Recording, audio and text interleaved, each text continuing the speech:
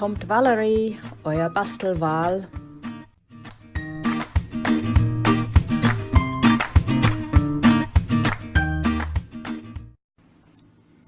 Als ich vor ein paar Monaten neue Stempelkissen gekauft habe, habe ich gleich eine Idee gehabt, was ich mit der Verpackung machen könnte.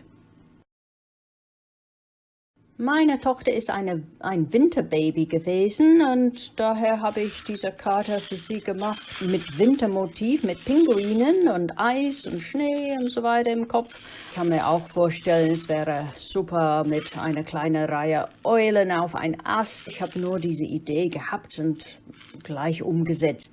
Das hat mich dann gezwungen, noch eine Packung Stempelkissen zu kaufen, oder? Dass ich das noch einmal zeigen kann mit Video. So, hier habe ich meine Verpackung. Der Form ist ziemlich tief. Da kann man relativ große Perlen und Füllmaterial benutzen. Eine Faltkarte. Diesmal habe ich eine Querkarte gefalten.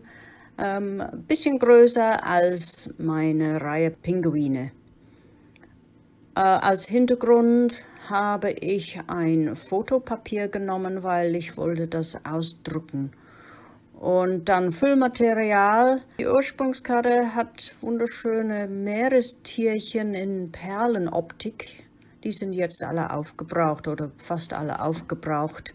So habe ich eine andere Packung gefunden mit kleinen Meerestiere, schön bunt. Und Papier. Meine Lieblingspapiere, Coordinations, und das ist whitewashed. Das kommt in einen Block mit vielen unterschiedlichen Farben und es lässt sich unglaubliche Effekte erzielen mit diesem Papier. Natürlich könnte man alle möglichen Papiere nehmen, Geschmackssache oder was man gerade zu Hause hat. Jetzt brauchen wir ein Bild passend zu der Folie. Ich habe den Umriss gezeichnet mit Hilfe des PET-Folienteil und dann eine Skizze gemacht von meiner kleinen Pinguine, das eingescannt und in mein Bildbearbeitungssoftware weiterverarbeitet und dann ausgedruckt. Ich benutze mein Silhouette Studio Software. Das lässt ausdrücken ohne Verzerrung, also ohne dass das Bild skaliert wird. Es wird ausgedruckt in genau der Größe, das man auf dem Bildschirm erzeugt hat.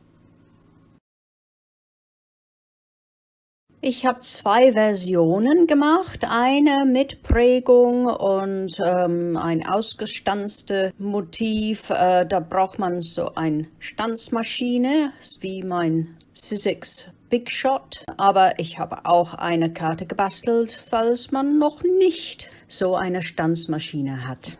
Außer Faltkarte das Bild und dieser Klarsichtsteil von einer Verpackung. Was brauchen wir noch? Bastelkleber von irgendeiner Sorte und doppelseitiger Klebeband ist immer nützlich. Und dann vielleicht, um ein bisschen Dimension reinzubringen, haben wir diese doppelseitige Klebepunkte und das normale Bastelwerkzeug, schneiden und malen oder zeichnen. Füllmaterial habe ich schon erwähnt. Dann nützlich ist für mich zumindest, habe ich einen Löffel benutzt und ein Zahnarzt-Piekse-Ding und auch ein Büttenschere kann man immer benutzen eigentlich an den Rändern. Ein Stempelkissen, passend zur Kartefarbe und ein Stempel, wenn man ein Grußstempel möchte. Für dieses Papier habe ich auch ein Bügeleisen benutzt, das werdet ihr sehen in meinem Video. Und Prägeschablonen, eine Stanzschablone passend zum Stempel, falls man eine Stanzmaschine hat. Und das war's. Jetzt geht's los.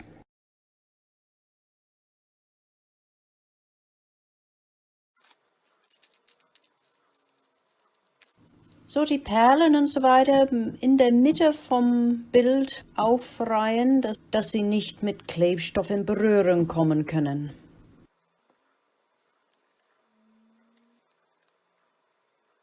Ich habe ein Rechteck vom blauen Papier geschnitten, ein bisschen kleiner als der Faltkarte und dann der Umriss von meinem Pinguine-Reihe aus der Papier ausgeschnitten. Mit Prägeschablonen in mein Big Shot habe ich dann die obere Hälfte ein bisschen eisig gestaltet mit Prägung und unten eine wellenartige Prägung vorgenommen.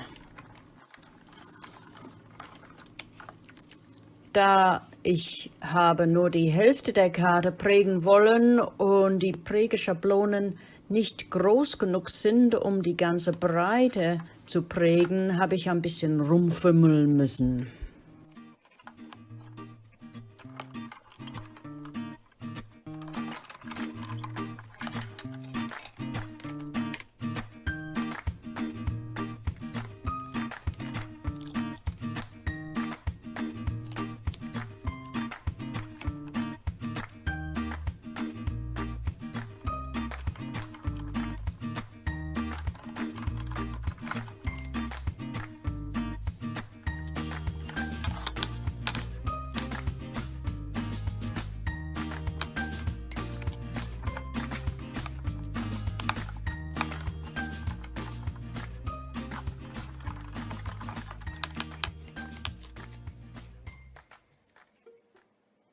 Auch ohne Prägeschablonen kann man einen tollen Eiseffekt erzielen mit diesem Coordinations Whitewash Papier. Erstmal nass machen, dann zusammenknullen, richtig fest, vorsichtig wieder ausglätten, dann bügeln. Dann wird es mit einem feinen Schmirgelpapier bearbeitet. Das habe ich in meiner Zutatenliste vergessen zu erwähnen. Also normale Werkzeug, aber auch ein kleines Stückchen Schmirgelpapier.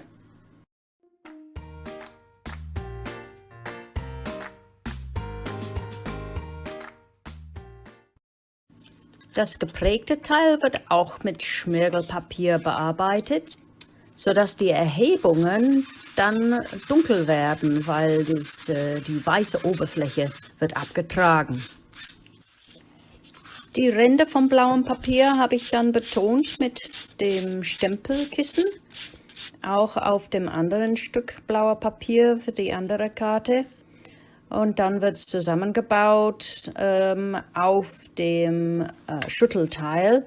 Muss man erstmal schauen, dass das Schüttelteil muss man vielleicht ein bisschen zurückschneiden, dass nichts hervorlugt.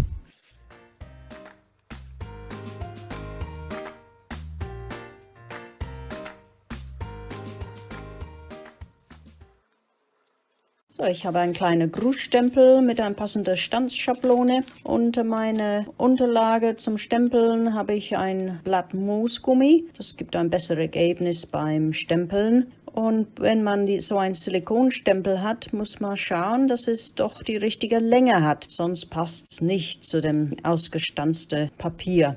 Hier muss ich ein bisschen dehnen.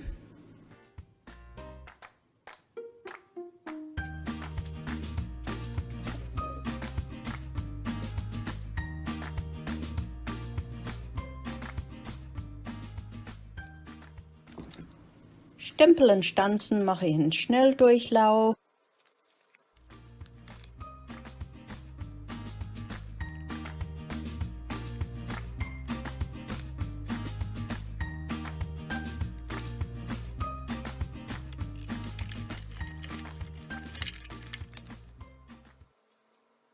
Das Stempeln auch für die andere Karte.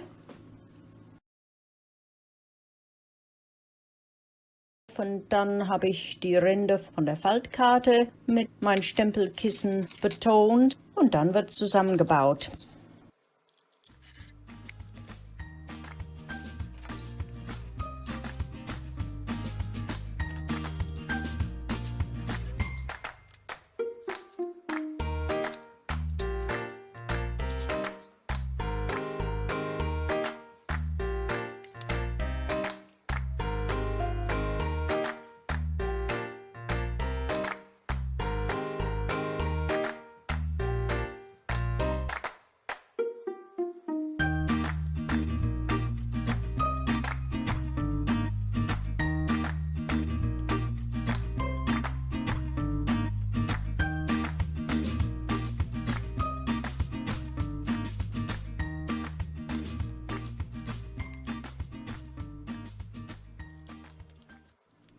So, das war's für heute. Ich hoffe, dass ich ein bisschen Inspiration rüberbringen konnte. Und ich schaue nach einigen Verpackungen mehr, ob ich noch eine Idee bekomme. Viel Spaß beim Basteln. Tschüss, bis zum nächsten Mal mit Bastelwahl.